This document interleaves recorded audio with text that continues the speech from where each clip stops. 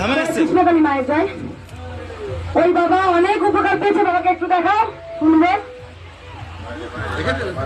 আমার ছেলে খুব একবারে বন্ধু হয়ে যাওয়ার মতো, যে কাজকর্ম কিছু করতে পারছে না। 37 বছর ছেলে ভর্তি হয়ে গেল, এখন এই মায়ের পুজো 2 বছর এসেছে, এসে যাওয়ার পর থেকে সব করছে। পুজো দিয়ে গেছে, এবার বৌমা সব লাঠি লাঠি সব আবার আসবে, বলে বাবা তুমি যাও। আবার বাবা তার মা, আমরা গৌরাটি আমবাগ দিকে, বাবা ওখান থেকে 18 কিলোমিটার যেটা। আমরা প্রথমে যে আমার ছেলে বৌমা 2 বার এসে ঘুরে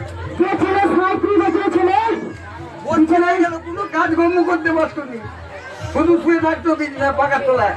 সেই ছেলে এখন সব মাঠে ঘাটে সব কাজ করতে পারবো। আমার দিকে পাঠিয়ে দিলে বলতে বাবা তুমি দা, আমার এই কোমর টোমর সব ব্যথা, সর্দি টর্দি টানার মতো না করছে, বাবা তুমি গেলি ভালো হয়ে যাবে, তুমি চলে যাবে।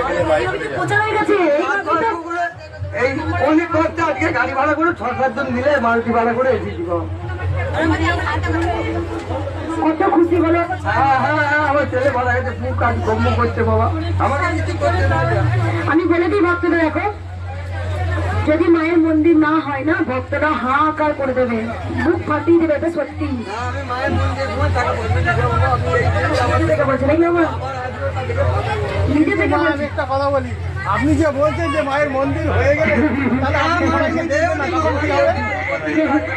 মানুষের আমি দেহ ত্যাগ করলেও কিন্তু আমি মায়ের চরণেই পড়ে থাকবো, আমি মায়ের চরণেই থাকবো। ওই ছেলে বাঙালোর দিকে ফিরে এসে ভালো হয় না, মায়ের চরণে তো ভালো লাগে। মায়ের সাথে দুবার একবার বোম্বাই দিকে এসে আবার বাড়ির দিকে এসে একবার। যেখানে বেরোর থেকে ফিরে আসার পর মা ছেলে ভালো আছে, 35-37 বছর ছেলে। এই ছেলে এখন থেকে যদি ভর্তি হয়ে যেত কি হতো আমার অবস্থা, যে আমাকে কাজকর্ম সব করতো, আজকে সে সব করতে পারে। আমি কে? আমি, তুমি তো মা। জয় মঙ্গল চণ্ডী মা, জয় মা ও কৃষ্ণ কালী মা, মঙ্গল চণ্ডী মা।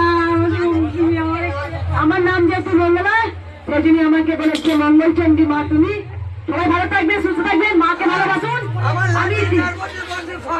আমি ভুলে যাই সে নাম বলবে, আরে বাবা ভাই বলে ভুলে গেছি, আবার নামটা মায়ের বন্যা করে সে হরবর করে বলে দেয়। মা আছে? হ্যাঁ মা নেই। জয়